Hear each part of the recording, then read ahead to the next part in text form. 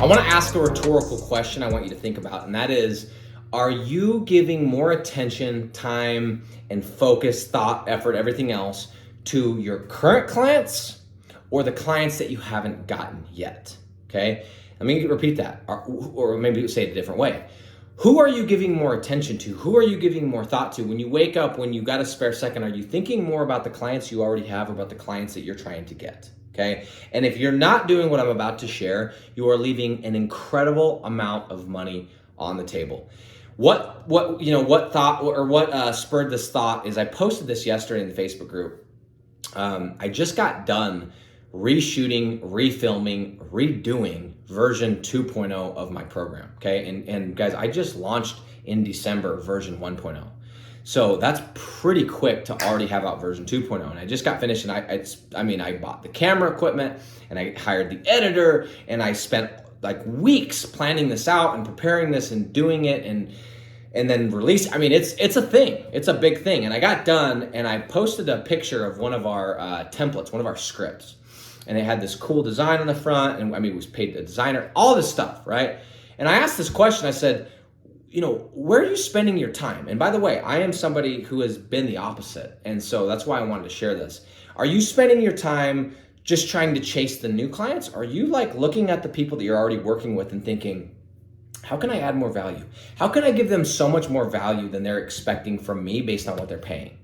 Because if you can give them value that far exceeds what they're paying, you will be amazed by how much business is still in the tank. You'll be amazed at how many referrals you'll get. You'll be amazed at how many locations, if you're in Rank and Rent listening to this, you'll be amazed at how many more cities they want to go into. You'll be amazed that they actually have a side business that all along they've been thinking about using you to generate leads for that thing, but they're just waiting for an excuse, okay? And so for the longest time, I was so concerned and so worried about chasing the next deal. I would get the deal, get the credit card, send it, put it to the side, get my team on it, and I was done. I'm like, I don't want to talk to that person anymore, ever again, okay? And I just don't want to think about it. That's it.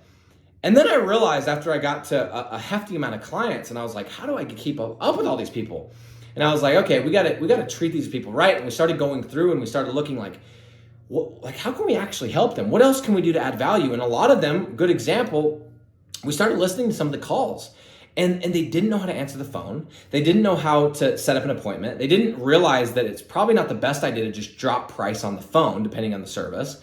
And so we realized, like, what if we just started making a phone call and doing a little basic training on sales or on answering the phone or this or that or the rest. And we just started giving those thoughts and having those conversations and doing and just putting forth that effort that I had never done before.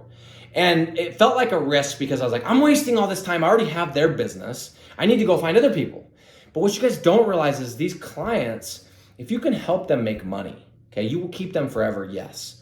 And on top of that, there's more money to spend.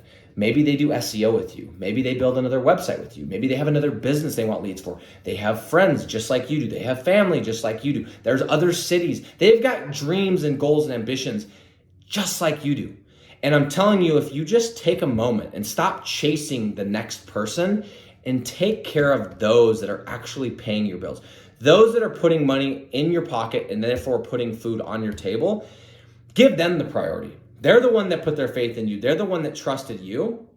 And so whenever I bring somebody onto my team to help with my program, I tell them, I say, look, priority number one goes to the people that have already paid me. The people that have have enough faith in me that they've paid me, they've given me their credit card, they get the priority. If I only have an hour and I got to spend it with the new customer or the existing customer, we're spending it with the existing customer. Because guess what? If I spend it with them and I show them that I care, and I really do care more than the last person. And by the way, guys, I care because it helps me. I want to clarify that. I'm not a philanthropist here. I care because I know that if I take care of them and I help them make money, it's just going to be more money for me. Had to clear that up because I don't want you thinking I'm a good person, okay? Anyway, the whole point of this is I didn't do this for the longest time. And you know what I watched? I watched my business churn. I watched my attrition be very high. I watched my retention just be a complete nightmare. And meeting after meeting and conversation after conversation. What do we got to do? How do we, and it wasn't how do we help them, it was how do we hook them?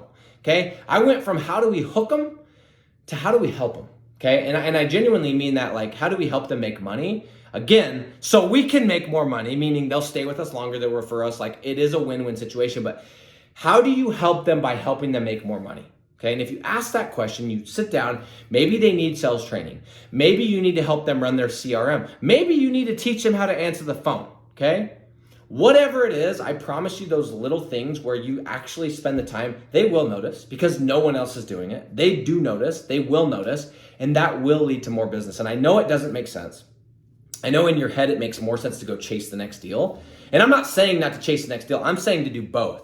But I'm telling you, don't forget about the person and the clients and the people that have put their faith in you and given you their credit cards to go chase the next shiny object. Because I believe it's probably similar to a relationship, is if you're always chasing the next thing, you're gonna look back and this is gonna be completely disintegrated, okay? So spend the time, do the thing, and this is from somebody that has been the chaser. It's been let me get the next deal, let me get the next deal, let me get the next deal.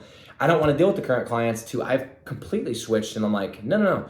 These people have put their faith in me and I wanna reward them, but also think of how many referrals I got there. How many people can they send me to? How many potential clients of mine are they gonna run into that they're gonna ask for a review? I want those to be solid reviews. So guys, ask yourself that question. Am I putting more time into my current clients, more thought, energy, time, or am I spending more time chasing the next client, the next dollar? And if you're doing the latter, you're leaving a lot of money on the table.